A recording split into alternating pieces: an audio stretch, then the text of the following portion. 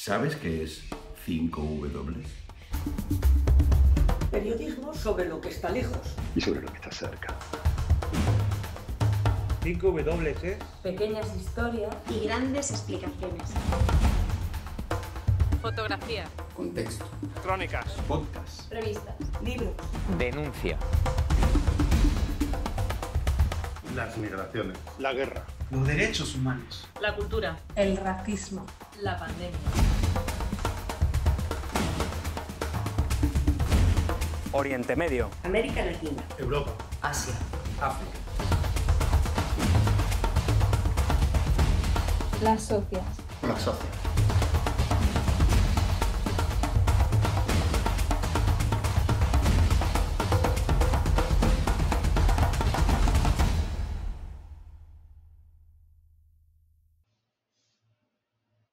Bienvenidos y bienvenidas a una nueva entrega de esta serie de conexiones que estamos haciendo en 5W cada semana con periodistas cercanos a la Franja de Gaza para comentar esta guerra que ya se aproxima a cumplir 20 días. Para los que os conectáis por primera vez, recordad que en nuestra web y en el canal de 5W de YouTube tenéis disponibles las dos primeras charlas que hemos hecho entre Mikel Ayestarán y Agus Morales, y que seguramente ya os anuncio que vaya a haber alguna más.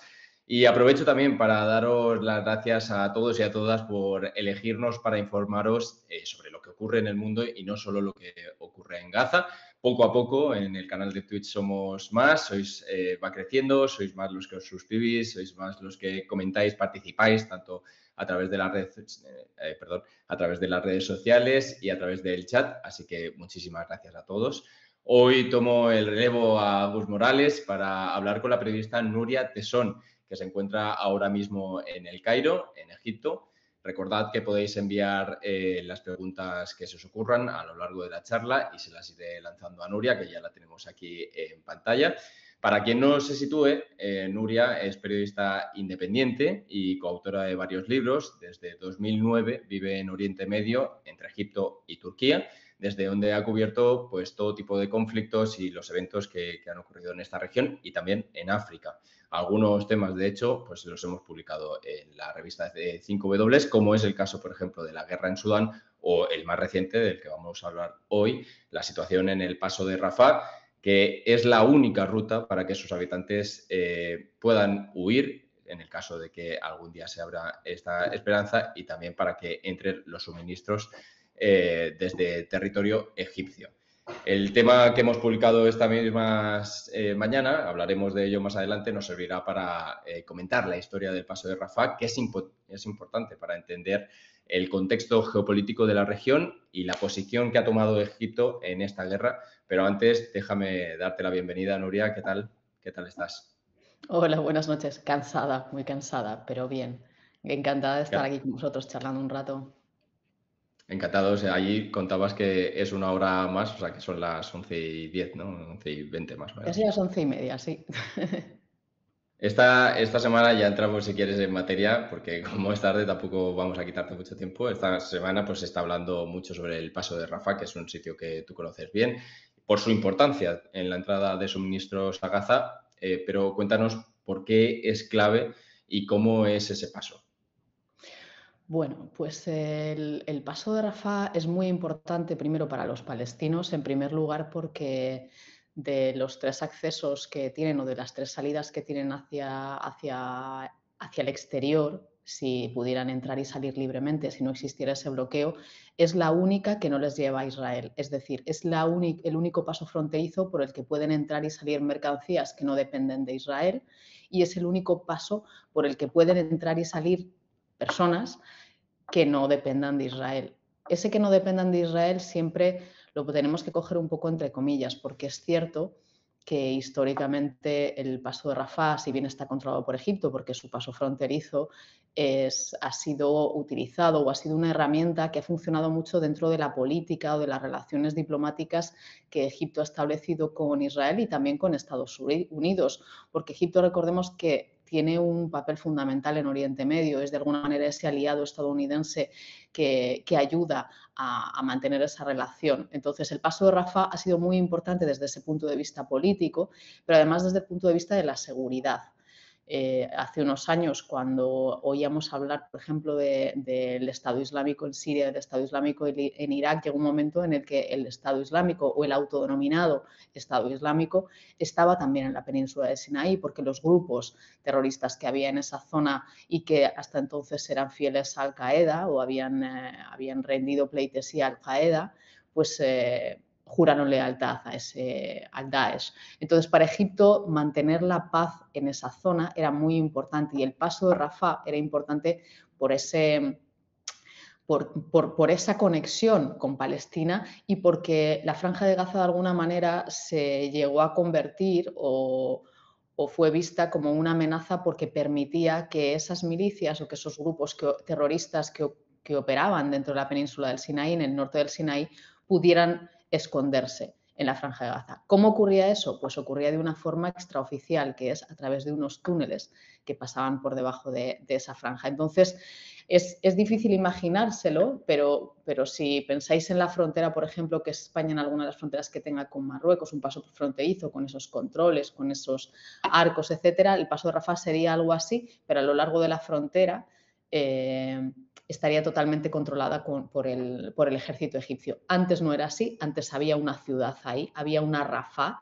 Habréis oído hablar del Rafah en Palestina. Bueno, pues en Egipto había otro Rafah y ahora ya no existe. Ahora esa ciudad ha desaparecido. Esto para que tengáis así una idea un poco general.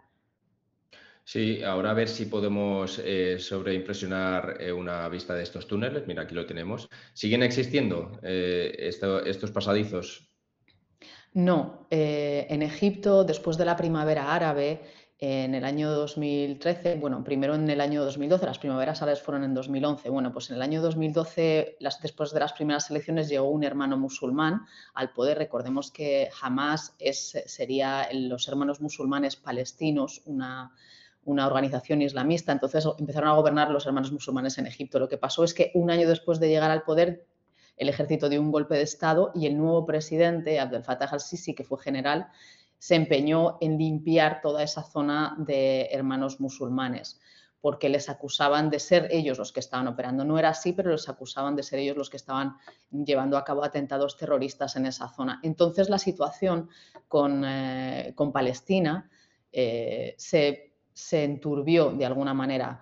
Hasta entonces el paso de Rafah había estado cerrado por esos intereses políticos de Egipto para estar a bien con Estados Unidos y para estar a bien con Israel. De alguna manera se abría y se cerraba dependiendo de eso, pero llegó un momento en que en 2013, cuando se da el golpe de Estado, la frontera se cierra completamente y solamente están entrando y saliendo mercancías y personas prácticamente por esos túneles. Entonces Egipto decide, por eso que comentaba hace un momento, por ese interés de asegurar su frontera, de mantener la seguridad en esa frontera, acabar con los túneles completamente. Para ellos es una fuente de inseguridad el hecho de que puedan estar entrando y saliendo, pero también porque desde Israel se presiona, porque saben que por ahí es por donde entran las armas o entra el armamento, o uno de los sitios por los que potencialmente entra el armamento en la Franja de Gaza.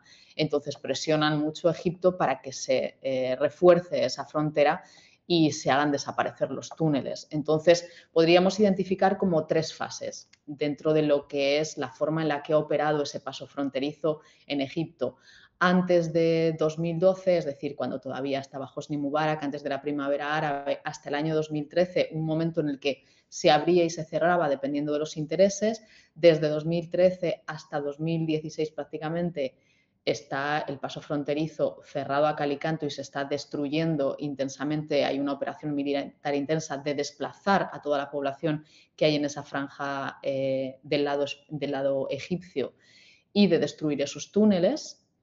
Y una tercera fase que sería a partir de 2016, en la que más o menos la frontera opera con cierta regularidad gracias a, bueno, pues a un acuerdo no escrito o no hecho público en el que Hamas colaboraría con el gobierno egipcio, habría colaborado con el gobierno egipcio y también con Estados Unidos y con Israel para acabar precisamente con las milicias más extremistas en la Franja de Gaza y con aquellos que intentaban esconderse allí yendo y viniendo desde la península del Sinaí. Llegan a un acuerdo no escrito con Hamás para que actúen también contra esos extremistas y poder acabar con el Daesh en la península del Sinaí, con Wilayat Sina, la provincia del Sinaí, que es el nombre que tomaron en Egipto.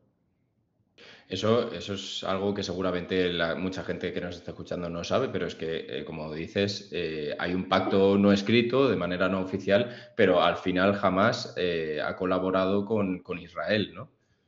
Sí, es interesante porque yo estos días cuando oía muchas veces, cuando esperas las conexiones en los directos y oyes a mucha gente hablar de los terroristas de Hamás, de cómo Joe Biden acusaba, o no les acusaba, pero de alguna manera hacía ese vínculo en esa forma de actuar, en ese primer ataque que lleva a cabo Hamás el 7 de octubre, cómo lo vinculan con el terrorismo de Daesh, cómo hacen ese paralelismo de forma que en nuestras cabezas nosotros digamos, sí, pues es que son Hamás, pues es igual que el Estado Islámico, es lo mismo. Bueno, pues sí, es paradójico echar la vista atrás. Además, estuvo publicado en todos los medios del mundo, el Washington Post, publicó reportajes al respecto porque se llegó a un acuerdo tácito para que Hamás actuara contra las milicias extremistas de extrema derecha dentro de la franja y para que aseguraran las fronteras. Hamás llegó a emitir comunicados en los que explicaba cómo había desplazado efectivos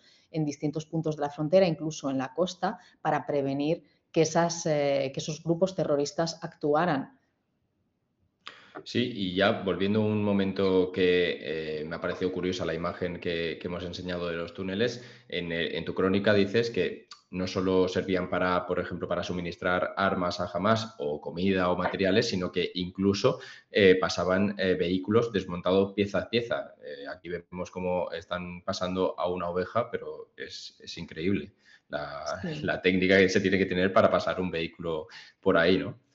Sí, pero es que también tenemos que tener en cuenta algo que es muy importante. La Franja de Gaza tiene 350 kilómetros cuadrados, pero tiene una de las densidades de población más altas del mundo. Viven 2,3 millones de personas en un espacio de tierra que es como la ciudad de Málaga, aproximadamente en España, o como Sigüenza, por ponerlo en otra provincia. Entonces, cuando tú durante 15 años, el bloqueo empezó en el año 2007, cuando durante 16 años encierras a toda esa gente en un sitio y controlas absolutamente todo lo que entra y sale, y por todo lo que entra y sale estamos hablando de materiales de construcción, estamos hablando de combustible, de medicinas, de alimentos. Recuerdo estar dentro de la franja en un centro de recuperación de minusválidos, de gente que había perdido miembros, porque es algo que sucede muy, muy a menudo, gente que queda tullida, que pierde un brazo, una pierna. Pues las prótesis no las podían hacer, tenían que utilizar otros materiales, hacían sus propias prótesis porque Israel no permite la entrada de esos materiales por si es utilizado por algunas de las milicias que operan dentro de la franja, alguno de los grupos armados, para construir cohetes o para atacarles. Entonces, ese paso fronterizo de Rafah, como está controlado por Egipto y durante mucho tiempo se pone de acuerdo con Israel sobre lo que pasa o lo que puede pasar o no puede pasar por esa frontera, todo se desviaba por esos túneles. Entonces, en esos túneles, como vemos, pasaba lo mismo una oveja que una persona que tuviera que entrar y salir y que tuviera que pagar para recibir un tratamiento, o vehículos pieza a pieza, o gasolina, o lo que nos pudiéramos imaginar. Todo lo que nos pudiéramos imaginar, cualquier cosa, pasaba por esos túneles, pero también las personas. Mira, nos van llegando ya algunas preguntas. Algunas son ya relacionadas con ejercer el periodismo cerca de la franja en el paso de Rafah, en Egipto. Nos explicabas antes el desmantelamiento que se ha producido, ¿no? En Rafah, hasta convertirlo en un área controlada. Nos decías que ahí había gente viviendo y ahora es un área controlada por el ejército. La semana pasada, de hecho, Miquel, desde el lado israelí, nos decía que era imposible acercarse a la franja por la militarización del territorio. ¿Cuál es la situación que tenéis vosotros en Rafah, si podéis ejercer o no? Pues no podemos. Tenemos la situación igual que en el lado israelí, solo que precisamente por esa lucha contra el terrorismo y por esa absoluta política o estrategia de tierra quemada en la que el gobierno egipcio y el ejército egipcio ha estado deteniendo, haciendo desaparecer personas, cometiendo asesinatos extrajudiciales con la excusa de matar terroristas, y lo dicen organizaciones no gubernamentales como Human Rights Watch. Precisamente debido a eso, el gobierno egipcio lleva previniendo que los informadores vayamos a la franja prácticamente 9 o 10 años. Aproximadamente desde el año 2014 no se permite que los periodistas vayan a esa zona. Necesitamos permisos especiales, permisos de defensa, permisos del Ministerio del Interior, y esos permisos no nos los dan.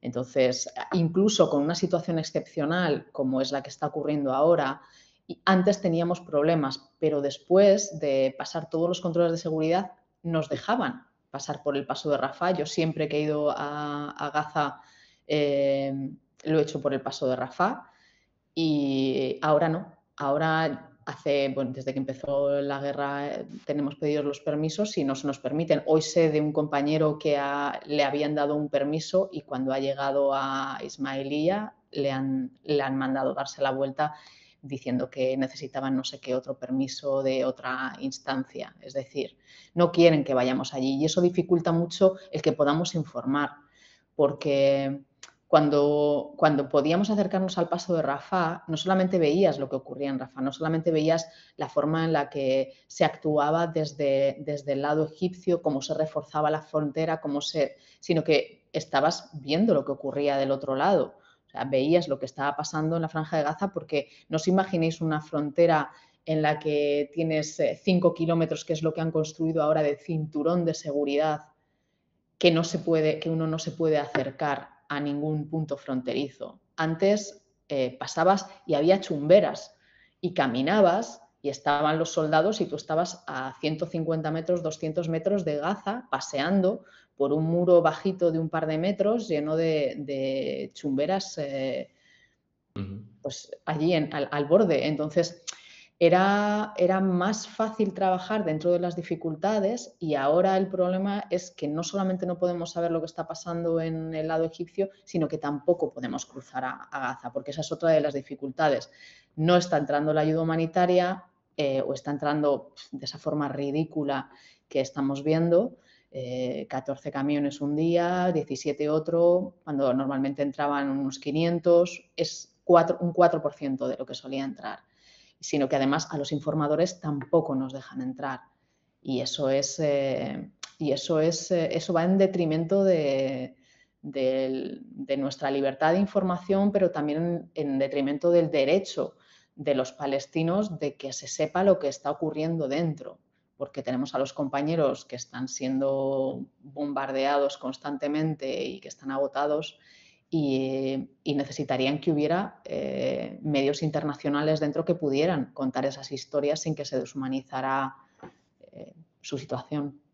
Sí, por el momento, a día de hoy, ya han sido 23 los periodistas que han muerto desde que estalló la guerra dentro de Gaza. Nos preguntan, estabas explicando, ¿no?, las dificultades que hay para acercarse. Antes no, pero ahora para acercarse ni siquiera al paso de Rafah. ¿Cómo está siendo la cobertura en Egipto de lo que ocurre en Gaza? La cobertura en Egipto es difícil con casi todo.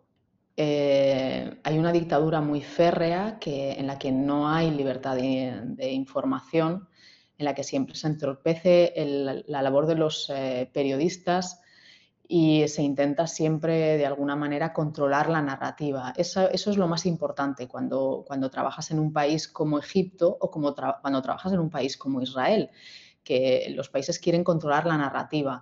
Entonces, para Egipto es muy importante dar una imagen de fortaleza, de seguridad y de liderazgo. Es decir, liderazgo en cuanto a actor, que es fundamental, y lo es, en la resolución de este conflicto o en que se alcance un alto el fuego. El papel de Egipto, por ejemplo, ha sido muy importante para conseguir la liberación de esos últimos 2 rehenes que se liberaron ayer por la noche.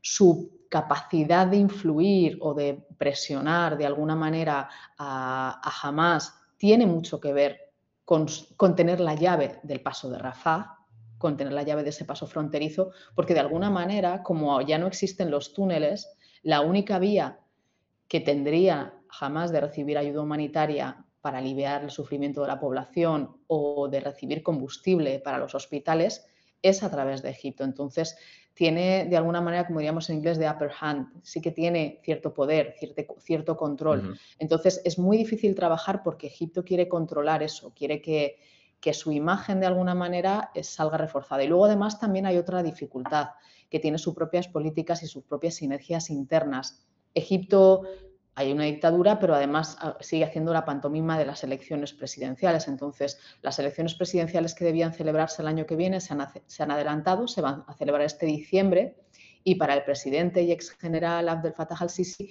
es muy importante desde el punto de vista de las relaciones públicas en cuanto a su imagen internacional en Europa, en Estados Unidos, mostrarse como líder regional, como un líder fuerte. Entonces tiene muy controlado eso. Veíamos hace unos días, este fin de semana, esas protestas pro-palestinas.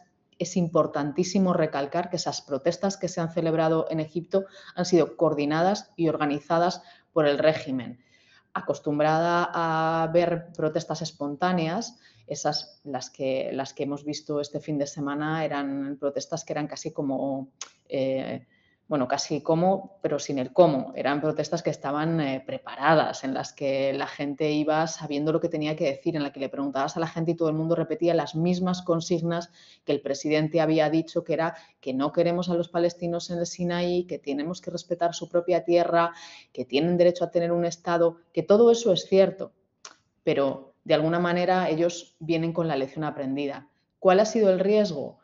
Que no esperaban, que se han producido algunas manifestaciones espontáneas en las que la gente ha gritado en contra del régimen. Por eso hay un par de docenas de detenidos de esas protestas. Entonces, por eso para Egipto es muy, muy importante controlar la narrativa, mostrarse como líder y que no se le escape de las manos la situación dentro de su propio país, porque históricamente todas las protestas que se han producido en favor de Palestina durante las intifadas han terminado volviéndose en contra del gobierno egipcio. Y siempre ha habido protestas que revertían en la política interior. Es un riesgo que el presidente egipcio no quiere correr esta vez. Tiene las cosas muy atadas, hay más de 60.000 prisioneros políticos en las cárceles y no se puede arriesgar a que protestas espontáneas en favor de Palestina terminen volviéndose en su contra con la situación pésima que tiene económicamente y política. Justamente nos están llegando algunas preguntas de gente que quiere saber cuál es la postura, como lo estabas comentando, de la gente, no tanto del gobierno que ha gestionado estas manifestaciones, como tú dices, pero que al final se ha mostrado reacio a reabrir el paso de Rafah durante estas 2 semanas hasta que se ha conseguido, aunque ha sido a cuentagotas, y también se ha mostrado muy reacio a acoger refugiados en la franja. Nos preguntan que qué opinan sus ciudadanos y que si el pueblo egipcio está con los palestinos. Sí, el pueblo egipcio está con los palestinos, pero creo que es importante puntualizar una cosa. En este caso concreto, hablábamos antes de las 3 fases en el paso de Rafah, en este momento concreto Egipto no es que quiera tener el paso de Rafah cerrado, es que se ve forzado a tenerlo porque no puede forzar una entrada de la ayuda humanitaria, porque entonces tendría que asumir las consecuencias si se produjera un ataque israelí, como hemos visto, hasta 4 bombardeos en la frontera que han destrozado la carretera, que se ha tenido que renovar para poder meter esos camiones. Entonces, Egipto no puede asumir las consecuencias políticas y diplomáticas de forzar la entrada, de abrir esa frontera y dejar entrar toda la ayuda humanitaria, porque si se produjera un ataque israelí sería el responsable y tendría que tomar decisiones. De hecho, cuando se produjo ayer o antes de ayer, ya se me confunden los días, antes de ayer creo, ese bombardeo por error accidental de un tanque israelí contra una torre de vigilancia en el paso de Rafah, muy cerca de la frontera, enseguida dijeron que había sido un accidente y los egipcios enseguida dijeron, nos han dicho que es un accidente, y aceptaron las disculpas. Porque la tensión política, cuando estamos en riesgo de que este conflicto se pueda extender a otros países, hemos visto las milicias de Hezbollah atacando, hemos visto las represalias de Israel, entonces es muy complicado. Pero si dejamos a un lado lo que es la parte más política, a pie de calle, los palestinos son absolutamente pro-palestinos, defienden el derecho de los palestinos a tener su tierra. Recordemos muchos, además los lazos con los palestinos de Gaza muchos de ellos refugiados de otras zonas, pero los lazos son muy estrechos porque es su vía de salida natural. Entonces hay muchos que están casados con egipcios o hay egipcios que tienen raíces allí. Hay muchos palestinos de la diáspora que también están refugiados en El Cairo o en otras ciudades grandes. Entonces la causa palestina es algo que forma parte del deseo político, de las inquietudes políticas de los egipcios. Es algo que siempre han defendido. Y siempre ha habido manifestaciones. Yo recuerdo perfectamente la primera manifestación en la que estuve en el año 2009 en El Cairo. Fue una manifestación pro-palestina en la que había escasamente 200 personas a las que yo admiré muchísimo, rodeados por un cordón policial que les triplicaban en número prácticamente, pero salieron a la calle a gritar por los palestinos, a defender a los palestinos. Entonces, si tuvieran la posibilidad, si las protestas no estuvieran prohibidas, como están en Egipto, y si el gobierno no tuviera tanto miedo de que esas protestas pudieran convertirse en algo mucho, mucho más grande y en su contra, veríamos a los egipcios sin duda en la calle. Nos llegan más sobre Egipto y sobre el gobierno. Esto, si quieres, lo pasamos un poco rápido, pero coméntalo porque lo has comentado antes, pero nos preguntan que qué gobierno hay actualmente y si sigue siendo el mismo gobierno que derrocó a los hermanos musulmanes.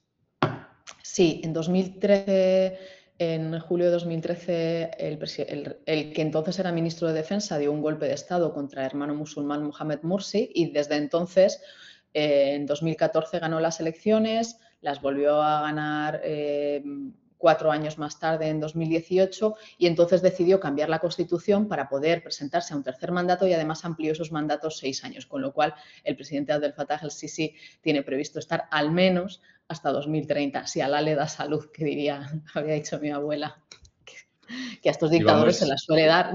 Sí. Llegan hasta bastante edad, normalmente.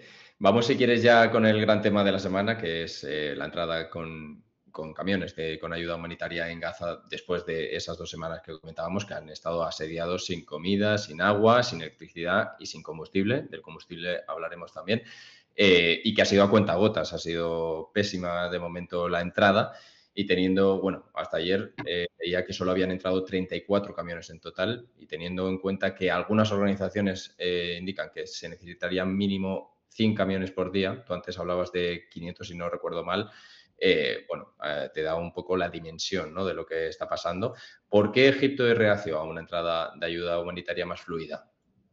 Pues por lo que acabo de comentar hace un momento, no puede asumir las consecuencias diplomáticas, políticas y en medio de un conflicto como el que está habiendo, cuando Israel ha bombardeado en varias ocasiones, en 4 ocasiones, en la frontera, incluso destrozando la carretera, y no puede asumir el coste que supondría que presionar para que se produzca esa entrada y que si Israel ataca se produzcan víctimas egipcias o de otros países, porque recordemos que esa ayuda está viniendo de todo el mundo.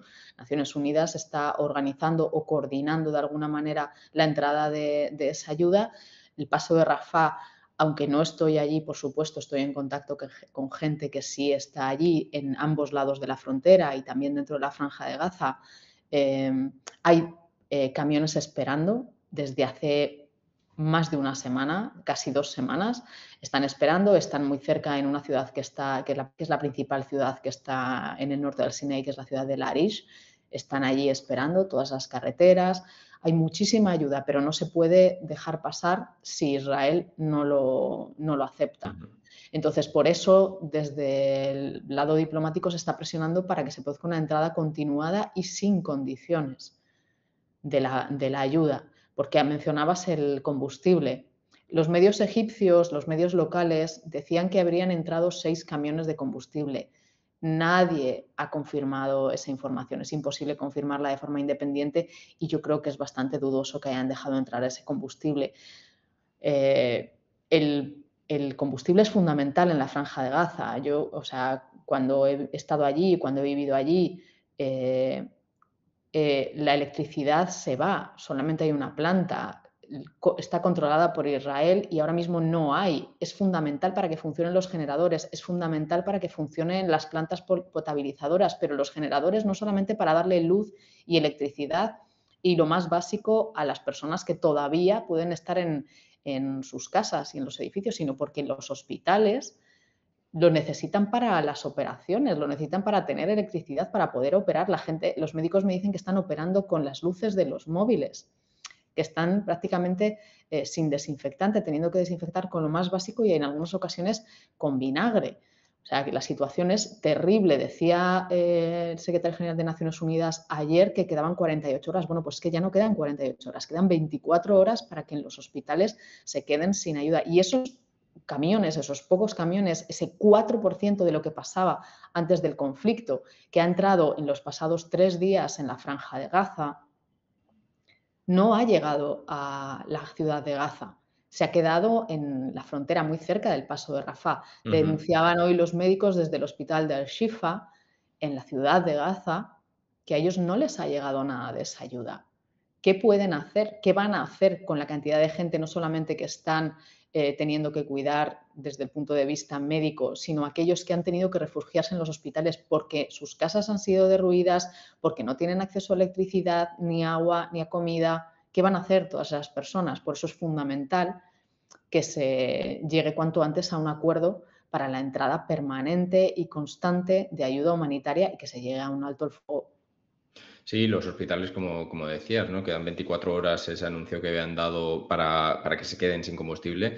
Y hay que pensar no solo en los heridos o los enfermos crónicos que necesitan esa ayuda continuada, sino también las mujeres que dan a luz cada día en la franja, que son muchas, según el Fondo de Población de las Naciones Unidas, se calcula que aproximadamente en la franja de Gaza hay 50.000 mujeres embarazadas allí, ¿no? Entonces, la escasez de combustible no sé cómo lo van a gestionar.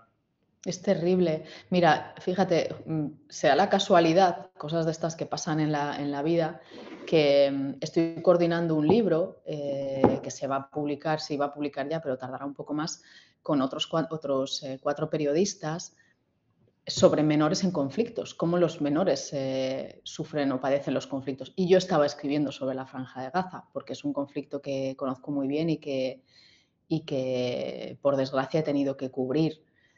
Creo que es de los más duros y más difíciles precisamente por eso, por los niños, por los bebés. Y una de las cosas que más me horrorizó cuando me estaba preparando la documentación es que, según la Organización de Derechos Humanos israelí, B'Tselem, que tiene un listado con nombres y apellidos de todos los niños y niñas que han muerto en toda Palestina, pero yo me fijaba en la Franja de Gaza, en los últimos 20 años, 1.743 habían muerto desde el inicio del bloqueo y había montones de niños neonatos o incluso nacidos por cesárea de madres muertas que habían fallecido días después. Entonces, yo no, claro, al principio me chocó, pero cuando estos días estaba hablando con médicos, con compañeros periodistas, con fuentes de organizaciones no gubernamentales dentro de la franja y me hablaban de la cantidad de niños, de niñas, de la cantidad de embarazadas que estaban aterrorizados o que estaban en esa situación en la que no sabían si iban a vivir o morir, yo me acordaba de estas cifras y decía, joder, hasta hace 18 días habían muerto 1.743 niños y niñas en la Franja de Gaza. ¿Tú sabes cuántos han muerto ya en estas 2 semanas escasas? No. Pues más de 1.000. O sea, han muerto en estas 2 semanas casi más que en los últimos 20 años. Entonces, es algo que no deberíamos nunca cansarnos de repetir. Decía una organización gubernamental hace unos días que moría un niño en Gaza cada 15 minutos en estas últimas 2 semanas. Un niño cada 15 minutos. Es que en el rato que tú y yo vamos a estar hablando, que es 1 hora, por favor, alguien con las matemáticas rápidamente, ¿cuántos niños van a morir? ¿Cuántos niños van a morir? Pues es terrible. Sí, en este sentido, el Parlamento Europeo habla de pausa humanitaria, en la ONU, por ejemplo, se habla de alto al fuego humanitario, pero no parece que esto vaya a ocurrir porque a medida, de hecho, que pasan los días, los bombardeos por parte de Israel pues, se están intensificando. ¿Hasta qué punto es segura la entrada de ayuda humanitaria y hasta qué punto crees que va a seguir el flujo, aunque sea mínimo, en funcionamiento? Yo creo que van a intentar seguir, no solamente porque lo crea yo, sino porque Biden y Netanyahu han estado en contacto y según la Casa Blanca va a continuar la entrada de ayuda. Lo que pasa es que si va a entrar en ese volumen, va a ser como intentar poner una tirita, no sé, en una herida que tienes que suturar. No va a servir absolutamente de nada o de muy poco. Es decir, de algo servirá, supongo, pero de muy poco. Entonces, sí creo que la ayuda va a continuar, pero tampoco creo que lo vaya a hacer con seguridad, porque recordemos que cuando Israel le pidió a los palestinos que se fueran del norte al sur para estar más seguros, porque iban a bombardear el norte, empezó a bombardear el sur. Entonces se dedicó a cargarse del Balaj, a cargarse Han Yunis y a cargarse a todos los que iban en esa carreterita camino del sur. Entonces, seguridad no hay ninguna. Mientras no se consiga un alto el fuego y se haga un corredor humanitario, como están pidiendo las organizaciones como Médicos Sin Fronteras, para que pueda entrar esa ayuda, no vamos a tener la certeza de que eso se pueda hacer con seguridad. No vamos a tener la certeza. Pero sí es cierto que hay un interés por parte de los países que están tratando de mediar en este conflicto en que ese cese de las hostilidades o ese alto el fuego se produzca y se pueda llevar ayuda humanitaria. ¿Cuándo se producirá? ¿Cómo se producirá? No lo sabemos, sobre todo porque es vergonzoso ver cómo líderes de todo el mundo están dando a Israel respaldo para continuar con esto, aunque den muy buenas palabras, aunque sigan diciendo que tiene derecho a represalias dentro de la legalidad y con respeto a las leyes internacionales. Desde el minuto uno, Israel no está respetando las leyes internacionales cuando está poniendo en peligro a la población, pero se está excusando en esas mismas leyes internacionales para decir que lo hace dentro de la legalidad. Bueno, eso es inadmisible y no lo digo yo, lo dice el secretario general de Naciones Unidas. Se debe tener a Israel, se le debe hacer responsable y se debe forzar. Y mientras no lo hagan aquellos que pueden, estamos pendientes de una reunión del Consejo de Seguridad de Naciones Unidas, mientras no se haga en los entornos en los que se debe hacer, Israel va a seguir teniendo o sintiendo que tiene carta blanca para seguir asesinando palestinos. Hablando de países y de ayuda humanitaria, hablábamos de la ayuda humanitaria que está llegando a la franja, pues estábamos diciendo que la Unión Europea pues sí que está repartiendo, está enviando suministros, pero algunos países europeos que apoyan a Israel pues han cancelado temporalmente sus envíos humanitarios. Y es el caso, por ejemplo, de Alemania, que ya vimos la semana pasada pues la visita de Olaf Scholz a Israel. Sí, le vimos en Israel y le vimos también en Egipto. Se reunió también después de pasar por Israel con Abdel Fattah al-Sisi y bueno, la verdad es que creo que el hecho de que la Unión Europea no haya sido desde el principio mucho más contundente con su condena al asesinato indiscriminado de civiles en Palestina es una decepción para muchos y creo que así se lo han hecho saber incluso sus trabajadores. Entonces, es algo que cuando se ha producido este fin de semana, sabéis que ha habido una cumbre de paz que fue convocada por Egipto, el sábado se celebró aquí, entre ellos asistió España, estuvo presente, Irak, Kuwait, un montón de países árabes y también representantes de Francia, de Alemania, de Estados Unidos, aunque no vino Joe Biden. Bueno, pues desde dentro de los participantes de esa cumbre quisieron pensar o quisieron transmitir la idea de que de alguna manera eso servía como para dar una muestra simbólica a Palestina de que se les apoyaba. Y desde la delegación de España, fuentes cercanas me decían que de alguna manera lo que querían era que esto sirviera como para empezar a transformar la política o a dar una idea de que se apoyaba a los palestinos y que se apoyaba pues esa solución de los 2 estados, etcétera. Pero el hecho de que no hubiera una resolución contundente, una resolución conjunta de los países que estaban participando, creo que da idea de la división que hay. Hoy hemos visto a Macron en Israel también respaldando a Netanyahu, mencionando también el respeto a las leyes internacionales, pero dando un apoyo sin condiciones, creo que ha dicho literalmente. Es muy grave y creo que las divisiones están quedando muy claras y uno de los síntomas es precisamente ese de la ayuda humanitaria. De hecho, al principio del conflicto hubo un mensaje muy confuso por parte de la Unión Europea, del que luego se retractaron, en el que parecía que la Unión Europea iba como a quitar o a retrasar cualquier tipo de ayuda humanitaria a Palestina indefinidamente. Luego se retractaron y dijeron que no. Y ahora creo recordar que hoy me han mandado un email de la delegación de la Unión Europea aquí en el Cairo diciendo que se iba a triplicar la ayuda. Entonces, bueno, esos son signos buenos. El problema es que si no llega la ayuda, si no se consigue el alto el fuego, si no hay un corredor humanitario, no sirve de nada que se mande la ayuda. El 80% de la población, el 80% de la población de Gaza antes del conflicto ya dependía de la ayuda humanitaria. Sí, iba a decir justamente esto. Para entender la importancia que tiene en Gaza la ayuda humanitaria, no solo hay que recurrir a la guerra que estamos viviendo ahora, sino que antes de la guerra, pues como tú decías, el 80% de la población ya dependía de esa ayuda humanitaria, o sea, no viene de ahora, es una población muy dependiente. Nos pregunta Esther, que si en relación a los ataques que han afectado a edificios de Naciones Unidas, por ejemplo, preguntan que si en algún otro conflicto que tú hayas estado, que sepas, ha pasado algo parecido y que si tampoco ha aparecido en los medios. ¿No está apareciendo en los medios? Pues eso me sorprende, pero bueno, no. Normalmente los edificios que pertenecen a organizaciones humanitarias o organismos transnacionales se respetan en los conflictos. Pero es verdad que Israel tiene la mala costumbre de acusar a Hamás de utilizar a la población como escudos humanos y de refugiarse o esconderse allí. Entonces, no quiero dar mal el número, porque ahora mismo no lo recuerdo, de trabajadores muertos de la UNRWA, no muertos, asesinados por las bombas israelíes. Decía Raquel Martí, la representante de la UNRWA en España, cómo este conflicto les está afectando tan personalmente por tantos compañeros y compañeras que están perdiendo, ginecólogos, trabajadores.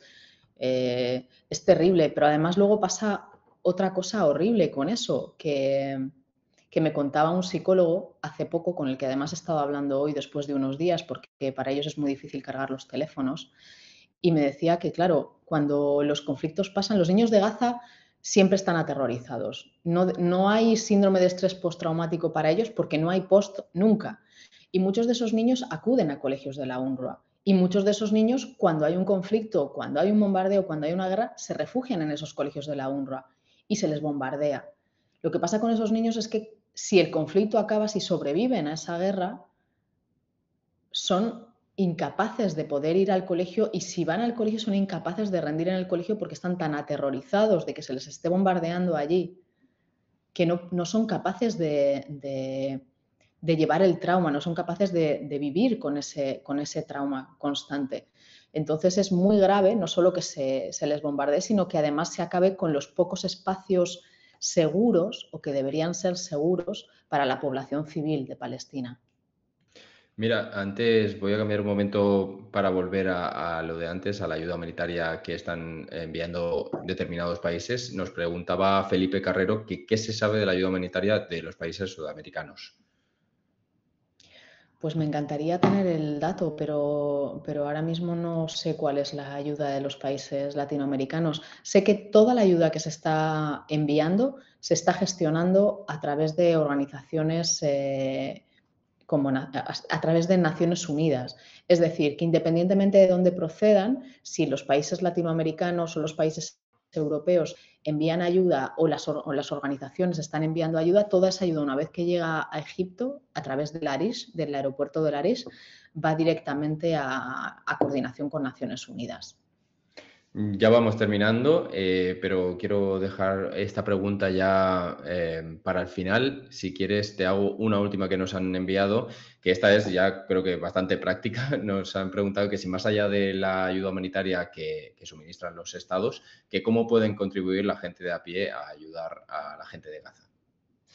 Pues yo creo que el hecho de salir a la calle y protestar, que es nuestro derecho constitucional y democrático, mantener a aquellos que nos gobiernan bajo control y exigirles, demandarles que lleven a cabo políticas responsables, creo que esa es una herramienta democrática útil.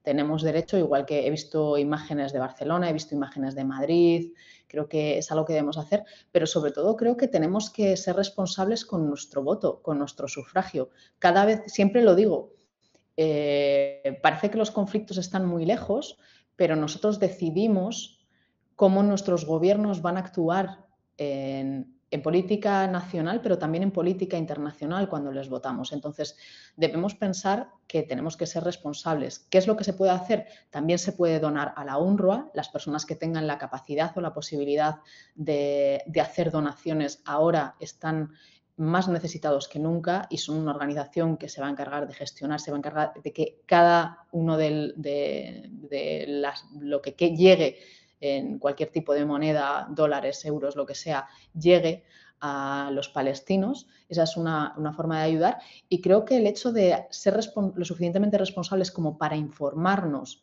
y difundir información válida, hacer ese esfuerzo, creo que también es muy valioso, porque una sociedad mejor informada es una sociedad más crítica, una sociedad que juzga mejor cuando tiene que ejercer el sufragio y elegir un gobierno, y es una sociedad que es capaz de ser mucho más empática y de discernir las verdades de las mentiras. Creo que eso sería lo que yo recomendaría. Creo que es bueno para los palestinos. Sí, justamente de esto estábamos hablando antes detrás de cámara, de la información y de la guerra de información que se ha convertido también esta, como tantas otras, como por ejemplo la de Ucrania, y que Mikel ya nos decía, ¿no? Que la guerra en Gaza pues, es una guerra de información porque se están colando muchas fake news, ¿no? Sí, es terrible y además es muy, muy, muy preocupante. Nosotros tenemos que hacer un esfuerzo enorme, pero creo que tenemos la suerte en España o los hispanohablantes de contar con informadores que llevamos mucho tiempo en la región. Mikel es uno de ellos, yo me cuento entre ellas, está Yolanda Álvarez de Televisión Española, Óscar Mijallo, que hacen un trabajo excepcional. Creo que tenemos la suerte de tener a gente con la experiencia sobre el terreno y con el conocimiento, y eso es importantísimo. Entonces, apoyémonos en las fuentes, apoyémonos en aquellos que conocemos, en los medios que conocemos, apoyemos el periodismo de calidad porque es fundamental seguir y leer y escuchar y ver en el formato que sea, porque no hay un periodismo, o sea, no hay muchos tipos de periodismo, hay un periodismo y todas las plataformas que queráis, me da lo mismo que sea un Twitch, me da lo mismo que sea un vídeo en YouTube, me da lo mismo que sea en Instagram. Lo importante es que nos informemos bien, porque ese riesgo de las noticias falsas está ahí y lo tenemos que asumir como profesionales de la información, pero como profesionales también estamos más preparados para tener esos filtros y para poder hacer ese trabajo que nos corresponde, que es el de ofrecer la información filtrada y quitar todo ese grano de la paja y no creernos lo primero que sale por la red. Lo primero que pasa a un cuñado en el grupo de WhatsApp, no, o en el grupo de Telegram, ahí no. Ahí le dices, no, oye, ¿y esto dónde te lo has sacado? Fuentes. El otro día, os lo voy a contar porque ya que estamos aquí tú y yo nada más. Sí. Me moría de la risa con el grupo de primos y alguien decía, no, pero ¿cuál es tu fuente? Aquí si se comparte una noticia hay que dar la fuente. Y digo, bueno, pues algo hecho bien, que ya los primos piden las fuentes. Bueno, pues eso es lo que hay que hacer. No tragarnos los vídeos y las cosas que nos pasan como los bebés decapitados, que todavía hay gente que con el tema de los bebés o con esas imágenes o del ataque, creamos en los medios independientes. Channel 4, el canal 4 británico, ha sacado una investigación y Al Jazeera han sacado investigaciones sobre el hospital independientes, es la palabra más importante, independiente. Tienen sus propios equipos de investigación y están seguros de que el ataque procedió de Israel.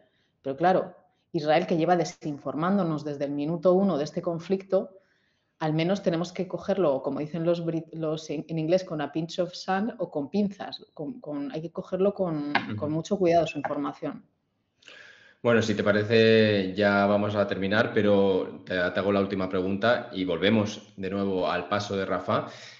Un paso que se utiliza exclusivamente de momento para llevar ayuda humanitaria a Gaza, pero se habla de que en las próximas horas podría abrirse también para la salida de personas hacia Egipto, ¿no? No se sabe, bueno, yo por lo que he leído, serán extranjeros, no serán gazatíes, no se comenta un poco esto. Pues sí, Egipto no va a permitir la entrada masiva de refugiados. Normalmente por el paso de Rafah sí que por razones humanitarias se deja salir a los heridos para ir a la ciudad de Larish, donde hay un hospital grande y bien preparado y se suele tratar allí, y a los más graves se los traslada al Cairo. Pero sí que desde el primer momento se está hablando de la posibilidad de que se permita la salida de ciudadanos que tengan doble nacionalidad. Volvemos otra vez a esa injusticia del pasaporte, a la de que hay pasaportes que valen más que otros y eso hace que unos ciudadanos valgan más que otros. Entonces, por esa frontera se dejaría salir a los ciudadanos que tienen pasaportes de otros países. Ahí, como en todo, también dependerá de qué país sea.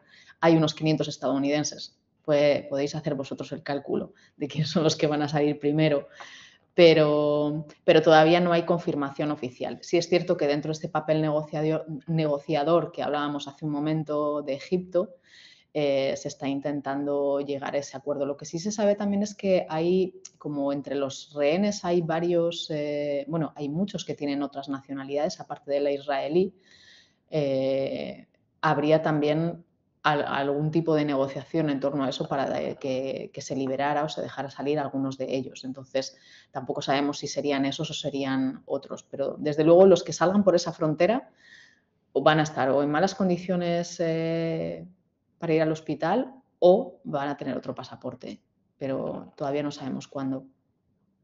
Lo veremos. Si te parece, pues vamos a terminar ya el directo. No sé si quieres decir algo, pero me sabe mal porque llevamos ya creo que 1 hora y allí ya son pasadas las 12. Así que si te parece bien, terminamos ya aquí el directo. Como quieras, yo encantada de terminar, de responder, de lo que queráis. Es un tema que me apasiona, creo que es importante hablar, creo que es importante prestar atención a lo que ocurre en Gaza. Es otra forma de ayudar, mantener Gaza en las noticias. Me da miedo como ciudadana y como periodista que esa voracidad que tenemos por consumir información haga que pasemos de Ucrania a Gaza y de Gaza a lo siguiente en muy poco tiempo. Cuando la atención decaiga, Israel continuará matando palestinos y eso es importante que lo tengamos en la cabeza. Por eso, aunque acabemos el directo, espero que sigamos pensando y compartiendo sobre Gaza. Seguro que al menos desde aquí, desde 5W, seguiremos pendientes de lo que pase en Gaza, no solo ahora, sino con las crónicas de larga distancia, viendo lo que ha pasado pues dentro de 1 año o 2 o cuando cumplan 5 años, viendo la realidad de esas personas. Nuria, muchísimas gracias por tu tiempo, por estar y por contarnos lo que has visto estos días. Gracias a vosotros por tenerme y por dejarme rajar tanto como rajo. Ya haremos más, seguro. Vale, bueno, pues a todos vosotros que habéis estado hasta ahora, que os habéis conectado y que habéis mandado vuestras preguntas, pues muchísimas gracias, como os he dicho al principio. Muchísimas gracias por suscribiros, que si no lo habéis hecho, pues os lo recomiendo, por participar en el chat. Y nos vemos en el siguiente Twitch, que os aseguro que seguiremos. La semana que viene seguramente hagamos otro Twitch con Miquel Ayestarán y seguramente esté nuestro director, Agus Morales. Así que nada, me despido ya de vosotros. Buenas noches y muchas gracias.